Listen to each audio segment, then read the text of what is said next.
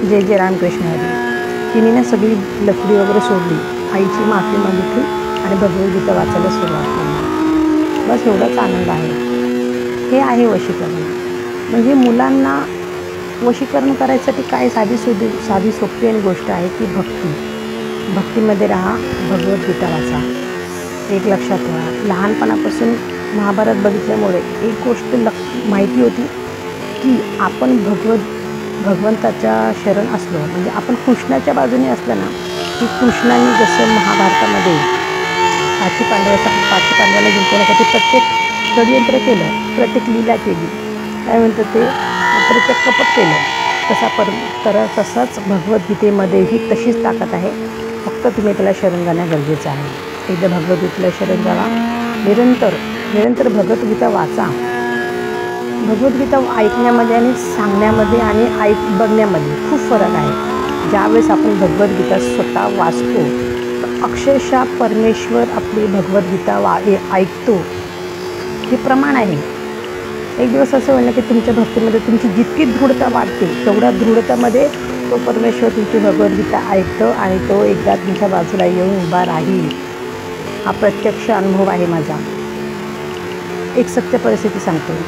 भगवद्गीता वाचत होती पण त्याची उपवास कधी करत नव्हती. तर ठरवलं की मी उद्या गोकुळाष्टमी आहे तर मी उपवास करेल. आणि उपवास करायच्या आदल्या दिवशी मला अडचण आली, म्हणजे मला पिरियड्स आले. तर पिरियड्स आले तर आता उपवास कसे करायचे. आणि आमच्या घरी पिरियडच्या दिवसामध्ये बाजूला बसवतात. त्याच्यामुळे आईने मला जेवण वाढलं आणि मला ते पाणी नाही देता खालच्या रूममध्ये निघून गेले. मी जेवले वगैरे आणि मला अतिशय तहान लागली होती.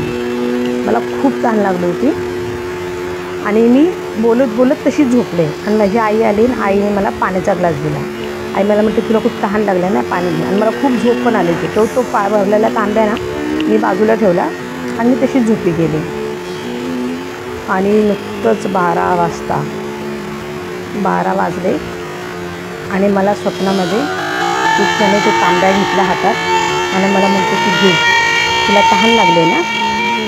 आणि तेवढ्या स्वप्नामध्येही माझा आत्मा उठून ते तांब्या घेताना बोलतो हो मला खूप तहान लागले. आणि कृष्णाने तो तांब्या मागे घेतला आणि मला विचारलं की अरे पण तू माझी निरंकार एकादशी करणार आहेस ना, गोकुळाष्टमी करणार आहेस ना. म्हणलं अरे हो. आणि त्या स्वप्नाने मला जाग आली. मला सांगते आपण ज्याही गोष्टी करतो त्याच्या मागची तुमची भावना महत्त्वाची आहे. तुमची भावना कितपर्यंत आहे परमेश्वरासाठी. त्या भावनेसाठी तो तुमच्यासाठी धावून येतो आणि तो माझ्यासाठी धावून आला. आणि त्या पाण्याला माझ्या परमेश्वराचा हात लागला होता. या भावनेने मी तो ग्लास तांब्या घेतला आणि तो बाजूला ठेवला.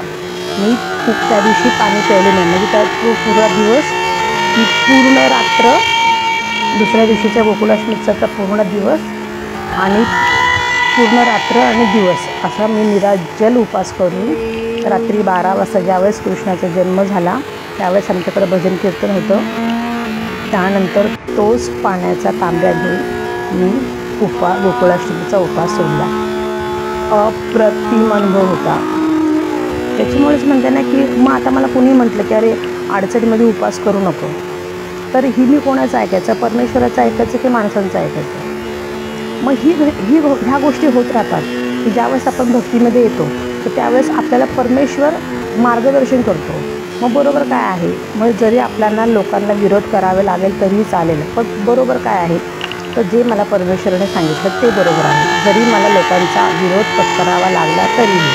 मग अशी गोष्ट होते की अरे मी उद्धट आहे का, अरे मी कुणाचं खरं मानत नाही का, मी स्वतःलाच खरं म्हणते तर नाही, मी स्वतःला नाही खरं म्हणत, मी परमेश्वराला खरं म्हणते. कारण त्याने स्वतः मला येऊन सांगितलेलं आहे तर त्याचंच बरोबर आहे ना. हे रिझल्ट आहेत भगवद्गीतेचे. हे परिवर्तन होतं भगवद्गीता वाचल्याने. त्याच्यामुळे सांगते भक्तीत राहा, भगवद्गीता वाचा. आयुष्यामध्ये ज्या गोष्टी कळतात किंवा कळत नाहीत, ज्या गोष्टी मार्गी लावायच्या आहेत त्या मार्गी लावण्याच्या गोष्टीसाठी सुद्धा तुम्ही भगवद्गीता नुसतं वाचत राहा.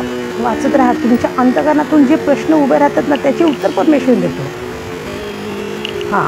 तुमच्या अंतःकरणात जे प्रश्न उभे राहतात ना त्याचे उत्तरं तुम्हाला परमेश्वर देतो आणि जीवन हे सुखमय सुरळीत होतं.